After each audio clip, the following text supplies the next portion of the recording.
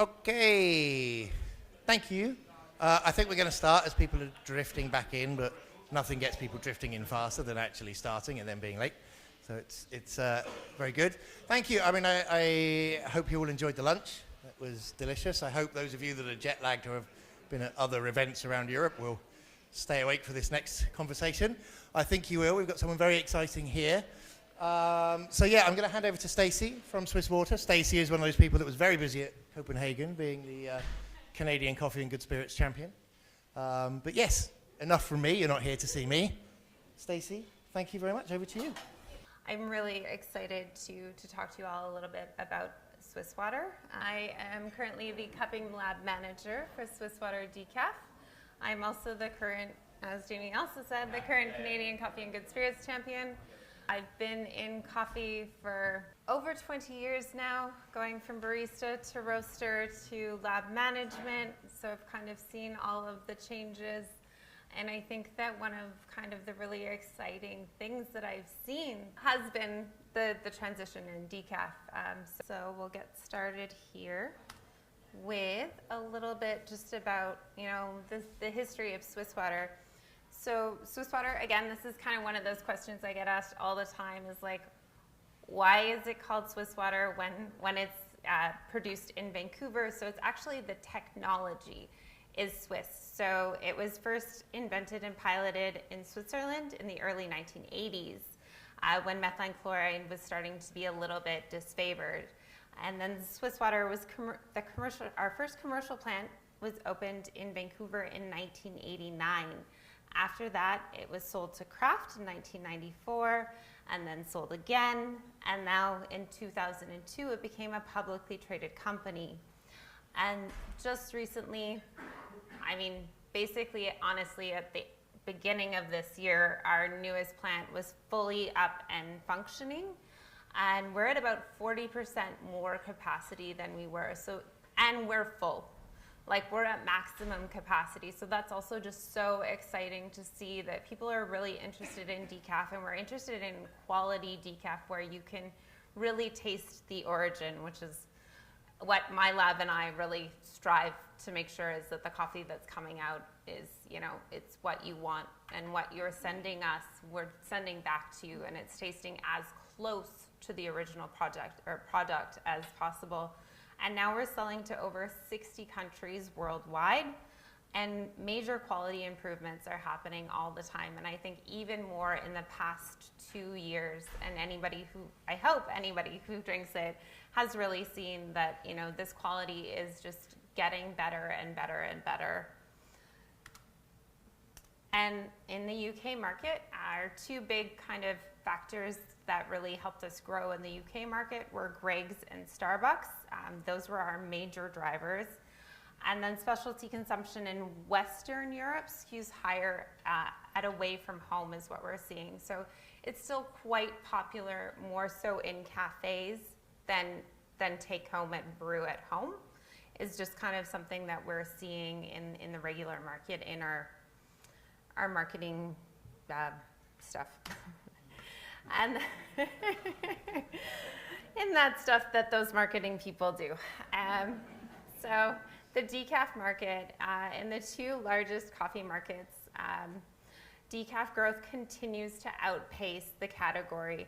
So what we're seeing, as you can see in the US and Europe, we're kind of up and above like 10% as a growth rate in decaf. And we're also seeing it in specialty decaf. It's just like going up and up, which is really exciting as people are really wanting to have better quality decaf. It's not just price driven. It's not just because we have to have a decaf. Decaf can also taste great. So it's, again, just super wonderful to see that, it is growing, and that our consumers are excited and interested about, the possibilities in this area. So young people, those are the ones that we're finding are really, really growing the decaf market, and they are drinking, they want to drink decaf for a better quality of life. So why do you drink decaf coffee? Hopefully it's because you enjoy the taste. That's what I'm hoping. It's to improve sleep quality as well. to reduce anxiety. So we're seeing all of these kind of different reasons, other than kind of those reasons which it was like traditionally, I can't have caffeine anymore, I'm pregnant. It's coming out to like more, you want to be part of the specialty coffee culture, which is a great thing, is that, decaf is becoming more of the specialty coffee, lessen the risk of caffeine-induced heart issues, lessen the risk of caffeine-induced headaches. There's just so many more reasons rather than those kind of two typicals that we always used to hear. So that is exciting. And then moving along, so there's also a lot of awareness right now with methylene chloride decaffeination. I don't know if any of you are hearing what's happening right now in California. It's kind of the big thing, is that California will be banning eventually methylene chloride. And there's also possibilities in, it's all in talks as to whether or not it'll be any kind of chemical decafs, which is also something that we really pride ourselves at Swiss Water, is we're completely organic and we're completely chemical free. So that's kind of our big thing here. So consumers are more aware than ever that methylene chloride is being used as a decaffeination solvent, and they're actively seeking chemical-free options. And it's really cool to see also that UK consumers are aware of this as well, and that the global traditional media research in decaf and MC. So it's just like really exciting to see that people are, again, more aware that, the majority of the decaf that's out there it's chemically processed, and it's not necessarily the nicest chemicals for you, to be honest.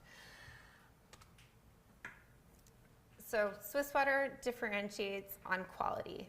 There are 6 major components of quality that differentiate Swiss Water process, plus we have some consumer insights, and of course our people are what make it all great. So our process, we have the new plant and improved controls.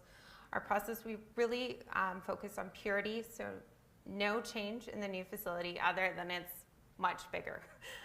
But we didn't change any of our process. We didn't even change the green coffee extract that we use to decaffeinate the coffee. We actually pulled that out of our old plant, stored it, and brought it back in. So honestly, nothing has changed. We have tried to stay, as far as that part, as much the same as possible. Though we are really working on drying accuracy. This is something that we're really focusing on, as we'll talk about once I show you all the process in a little bit. But these beans go through a lot of change. But I think that, really working on drying accuracy is a key attribute, and leading to improved yields for when coffee goes in as to when coffee comes out.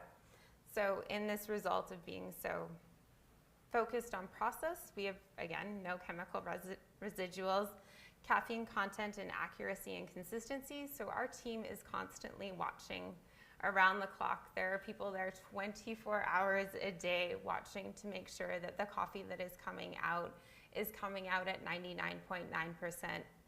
And I mean, it's amazing. Some of the people who are in there who've been doing it for 20 years. It's wild. It's really cool. So again, the coffee bean color, we are also working constantly at making sure that the coffee, again, you'll notice a lot of the time your decaf is a little bit darker, but it kind of, again, goes through the green coffee extract, and it's not oxidization, which is a question I get a lot of the time. It's actually that the green coffee extract imparts a little bit of color onto the bean, and that's why it changes in color. And we're also working on more accurate origin tracking, so you can go on the website, you can find out anything you need. You can go back to, depending as far back as we can go, we make sure that you can all get to that point and know as much about your decaf as possible, so that you can share this with your consumers as well. And the no process note, again, that's my team's goal there, is, we're trying to make sure we cup a little bit differently. We're looking for overall flavor, but we're also looking for overall likeness. So it's a completely different cupping form than what we talked about earlier, but we're always looking to make sure that our decaf is as much alike the original as possible. So we're really trying to make sure that there's as little it goes through a lot of change. So there's a process note, but and then no foreign flavors introduced as well. So, we're using coffee to decaffeinate coffee, essentially. Our marketing knowledge, we're constantly looking at category insights and consumer marketing and our people. On my team, we have 2 Q graders as well as two Canadian national champions. My team is I think we're kind of competition addicts, to be totally honest. But yeah, we're both Q graders, we're both competitors. It's just the competition addict. Once you start, you can't stop, right? Swiss water decaffeination offers a purity of process. There are 2 basic forms of decaffeination processes. So you've got direct and indirect. Direct would encompass methylene chloride, ethyl acetate, and carbon dioxide, where the solvent directly contacts the coffee and extracts the caffeine, leaving a solvent residue on the coffee after the coffee is steamed to remove the solvent residue. The solvent is reused after the caffeine is removed from the solvent. So it's still kind of like constantly using that chemical. And CO2 leaves the coffee over time, but the chemical process does not. Then we have indirect, which also encompasses water as well as methylene chloride. And we have water plus carbon. So water and the green coffee soluble solids contact the coffee and remove the caffeine. And then the water soluble solids flow through the filtration system, filtration surface substance to capture caffeine. And then kind of the difference here, so water and methylene chloride, other water processes do use methylene chloride as a filtration system, either for caffeine or water, which leaves, again, that chemical residue. Whereas at Swiss water, we use natural carbon to capture the caffeine, leaving no residual chemicals on the coffee. And what we end up doing is we don't resell caffeine, which is another thing that we get asked a lot. But so that we can maintain our chemical-free status is that we actually burn the caffeine off, which you will all see later. So working with Swiss water coffees, we offer a large range of different spot coffees, and we have quite a broad geographic warehousing. So we warehouse here in Europe, in Antwerp and Hamburg, and then several different places throughout North America as well. And we're actively improving availability and quality and quantities. Quality is improving, and we have new Colombian spot coffees coming in soon. We also have our small batch series, which we're constantly trying to improve, which is about 8 different higher end coffees that we're buying every year. That's kind of what my team works on, is those kind of more specialty coffees. If some of you saw them at the booth, we've got some really cool options that we just did with Forest Coffee, which is just being released now. We're upgrading standing offerings, and we also offer toll decaffeination services as well. So you could either buy off our spot or buy through our partners, or we can also decaffeinate your coffee for you and send it back to you. We also really believe in sustainably certified coffees. We have a huge list right there, including coffees from Honduras, Mexico, Peru. We do a lot of fair trade as well. But we also offer conventional coffees. So as you can see on that list, no need to read it all out, but we do really try to have a wide range of things that are available to every kind of roaster, from specialty, small end, all the way to conventional. So always trying to make sure that we have something for everyone. So brand use, there is consumer value in branding, especially when they are seeking to avoid methylene chloride. So 84% of decaf drinkers are more likely to buy coffee with the Swiss Water logo. Swiss Water online stores have increased by 40% during the heaviest methylene chloride media coverage. And our logo serves as a symbol for sustainability. There we go. So we support sustainability on two fronts. At origin for important causes, so one of our biggest partners in this is Grounds for Health. And we've raised over $460 million to date through corporate and staff initiatives. So I do a program at work where we roast coffee and everybody buys it, and 100% of those proceeds go back to Grounds for Health. And then we also work with the World Coffee Research as a founding sponsor and checkoff program supplier. So we did a lot of work with the coffee value assessment.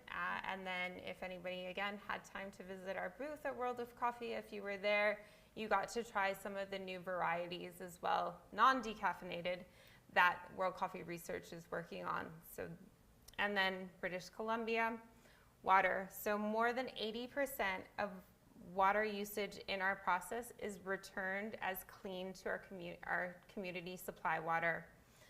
And additional projects are being identified. So again, now that the plant has finished being built, we can really start to focus on how we can help our community, both locally and globally, just to make it all a better place. So quality controls and certifications. Manufacturing controls and practices. So we work on a Lean Six Sigma methodology, statistical process control, process capability analysis, carbon management. Data is collected through state-of-the-art manufacturing. So all those guys who are there 24 hours a day, these are the other things that they're looking at all the time. We also do good manufacturing processes, internal audit program, ongoing training programs. So we really make sure that everything is nipped in the bud there.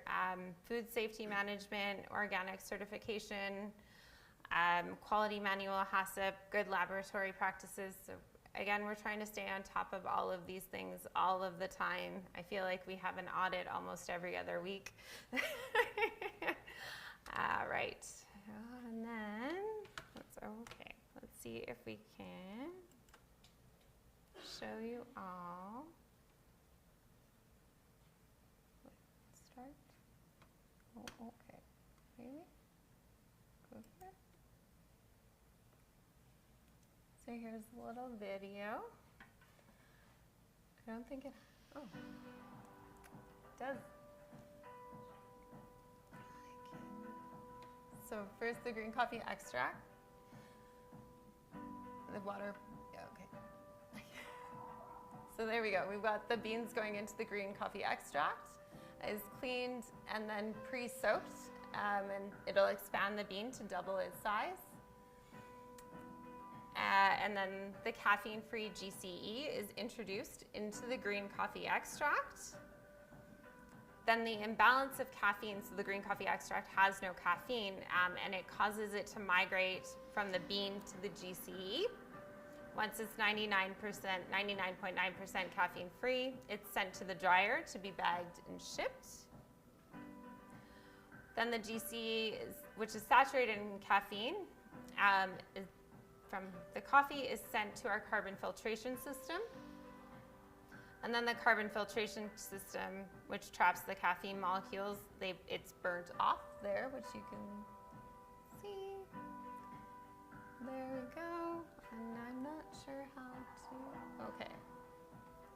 Maybe if I just switch the slide, it'll switch. There we go. Maybe? It's always a funny one when you, okay, there we go. And then, of course, it's all about the people that you work with. So we've built an experienced and passionate team with a deep knowledge.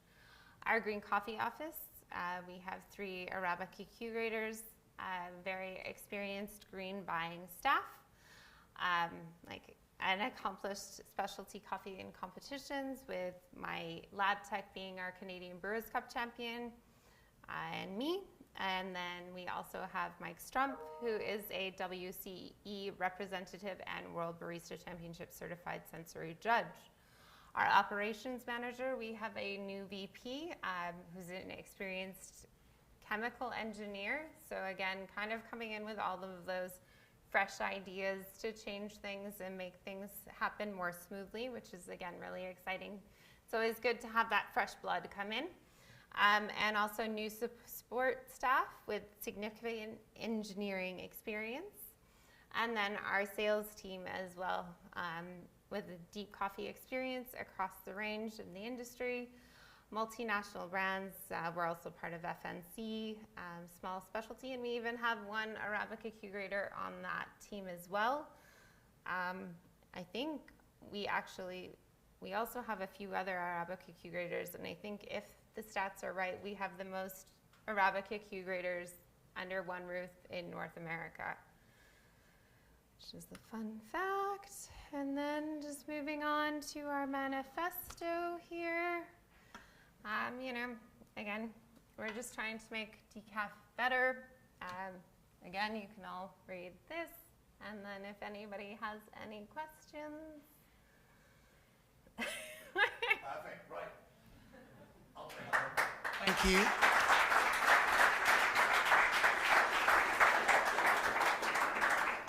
I actually love that stat about the Q grader because I haven't checked ours most recently, but I know DR Wakefield had the biggest number of Q graders in the UK as well. So you're like, oh, it's a nice synergy and a humble brag. Okay, does anybody have any questions around decaf? No, oh, yep, Jack's in.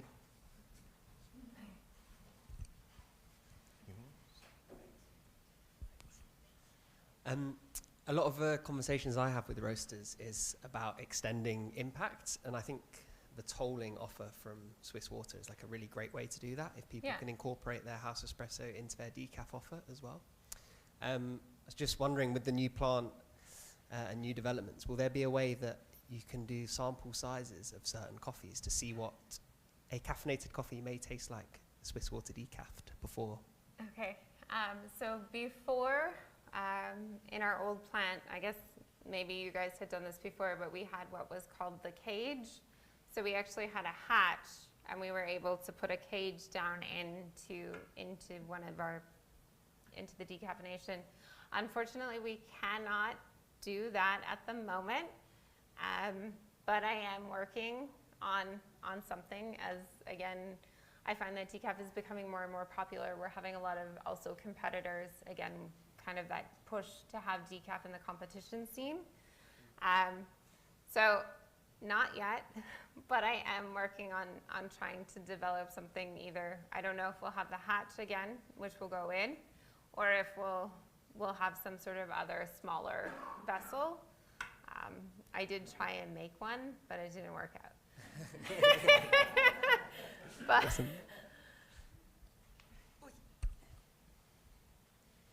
What's your capacity just now, and how long do you have to wait if it was to be a toll, for instance? What's the waiting time? we are at maximum capacity right now. I am not 100% sure, as I'm not in sales. So again, I'm not, I think it's at least a few months right now if you do want to do a toll.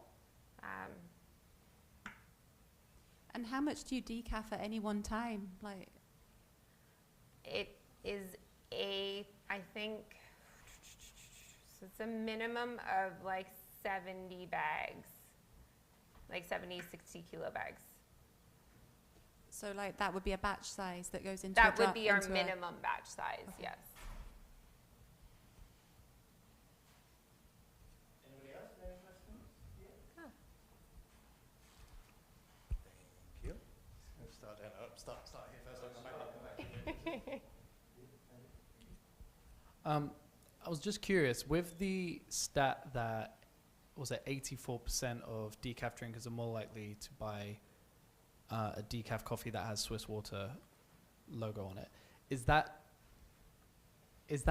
they would rather Swiss Water decaf logo compared to another decaf process logo, or just they would rather a recognized logo compared to just a bag saying this is decaf coffee?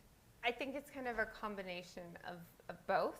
I think it's having a recognized logo. Again, I think that there's kind of that trying to be healthier as well. So it's like, I think that we're looking a lot more into like healthier or chemical free. And as the population becomes more health conscious, I think that's kind of, so I think it's kind of a little bit of both. Just how long does the process take from start to finish? Start to finish, it takes about 24 hours. So it's not that long.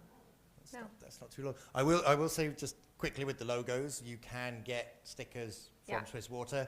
I'm not sure where our stock level is, but if you wanted them, we can send them on. That's all part of the offering of getting Swiss Water. So I've got a little question. Yeah.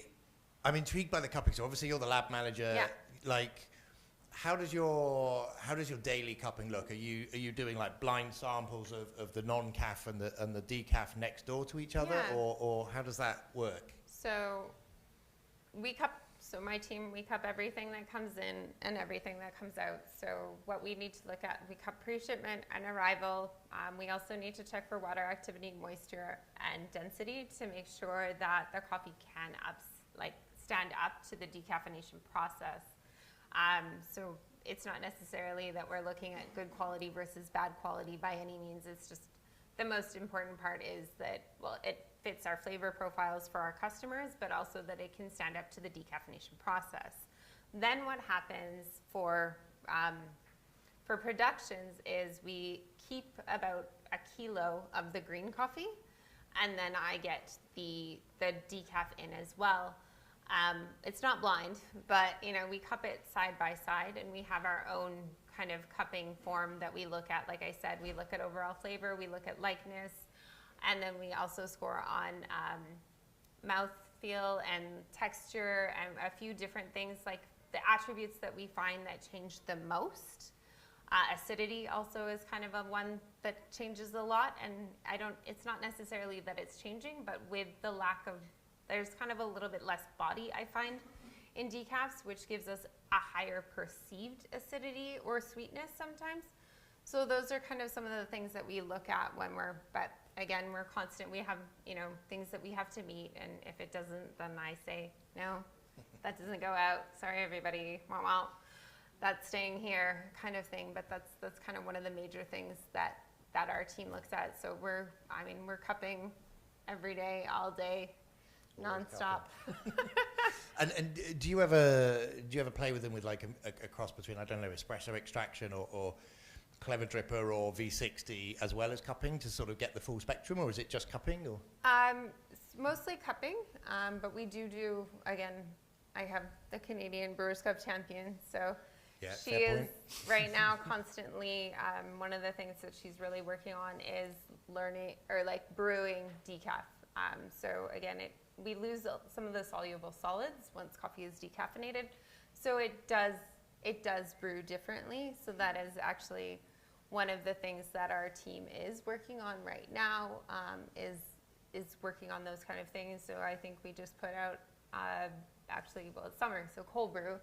So we have a couple of recipes that we put out for how to make a good cold brew, but that is actually some projects that we're working on in the lab as well right now. Fun. And then I know, speaking with, I think I was speaking with Frank in Copenhagen about, you guys were right at the forefront of water activity and had to understand water activity from your process before we started understanding water activity as a measure of green stability. Is there anything else that you do that you think the rest of the coffee world could learn from a qualitative point of view? No. No. Fair enough. Yes, Estelle. Okay. Yeah. It won't pick you up on the recording.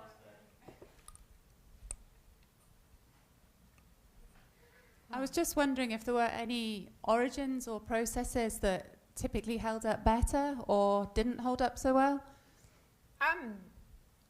I find, so again, I've been kind of pushing really to do a lot more fun decaf.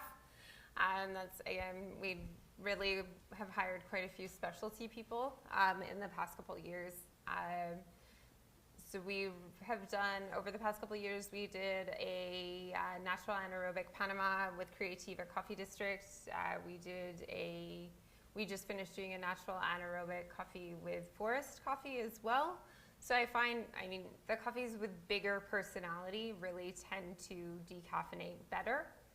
And again, it's good quality going in is good quality coming out. Again, we decaffeinate all different kinds of quality, and I think, yeah, basically it is, if you put a high quality coffee in, we're gonna make sure that it's a high quality coffee coming out.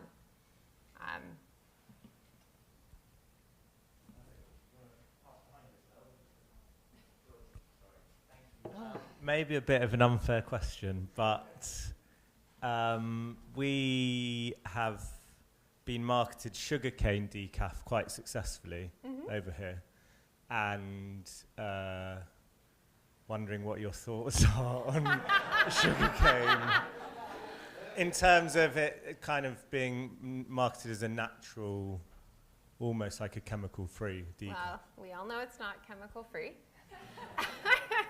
I mean, again, I have no hate for sugarcane by any means. I think that with sugarcane, you don't necessarily taste the origin, right? You're buying it for the flavor. Well, again, there's kind of this romanticism, I think, of buying it from origin, right? It's like, oh, well, I bought it from origin, which is great. We buy it from origin too. But it's also just that, like, so I play this game called Leaderboard. I don't know if anybody else plays this game, but they put in a natural Ethiopia that was done sugarcane, and it tasted exactly like any other sugarcane Colombian coffee. So you're buying for that flavor profile, I think, right? Like, you can't tell what origin specific, which area that coffee comes from. You just know that it's a Colombian sugarcane processed coffee, which is sweet and yummy for sure. But, you know, if you wanted to taste like a coffee from Brazil, or you want to taste, you know, an African coffee, that is, I think, where you lose out on that. Just to carry on with the same sugarcane question. Bring it on. One of the things, I guess, was also pushed is like the environmental reason that it creates less shipping. Do you envisage any further processing plants around the world to reduce the environmental impact from that side, or is that just not feasible? To build more. Yeah, so Swiss like water? for it to have a process, because you said you're in Vancouver, right? So to have a processing plant, for example, in Colombia, is that something Swiss Water are considering or not at all? I mean, I think the big focus was just to finish building the plant that we have right now. I'm not entirely sure if we're going to do more plants around the world. I think right now it'll just be Vancouver, which, I realize we've got to ship it to Vancouver and then ship it out, which is a different, I mean, in Colombia, at least it's all there.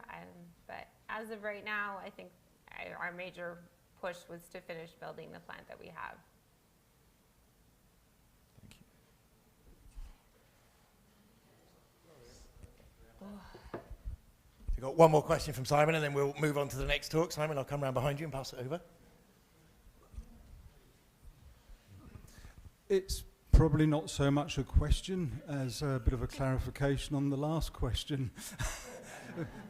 We've been working and representing Swiss Water Decaf in the UK for about 25 years. I've been asking Frank Dennis, the CEO of Swiss Water, when he's going to be putting a plant in Europe. And he said, well, when the European market gets to a degree that we can justify it, then that's what we will do. But I think on top of that, the actual cost of CO2, your imprint of actually shipping is so small. From going from origin to Vancouver, you're basically going up the coast from a lot of these countries and then coming across, and it can go on a truck. The actual percentage of carbon footprint for your Swiss Water Decaf is pretty small. But it's a very valid point, and I think it's one that it would be nice to actually give you a number for. So. Thank you very much. Right, well, let's. I mean, I'll finish quickly after ducking below the camera, just to say, actually, a hark back to, I think, 2 years ago now, Tom did a really interesting talk that is still online about the carbon footprint and measuring it and the results that we'd found from shipping around. So there is some hard figures in that talk that's worth listening to. We will skip on to the next act ever so quickly, but Julie, thank you so much. Stacey.